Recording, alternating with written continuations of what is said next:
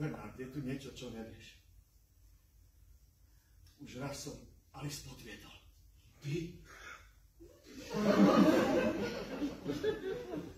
Bol som na služobnej ceste v Alpách a jedna žena na mňa tak naliehala, tak naliehala, tak som jej povedal, tak poď, no.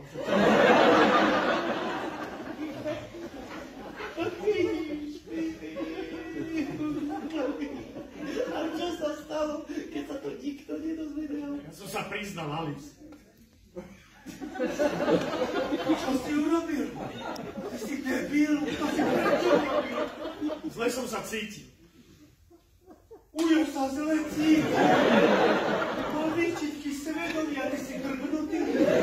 Normálny. Však dovtedy bola šťastná, bezstarostná, prečo si jej to musel urobiť? Čo ty nepoznáš základné pravidlo? Pri Nelere zatlkať. Však mňa keby Nelly prichytila s nejakou Ninou v posteli, tak poviem, že to nie som ja. Čo? Alebo poviem,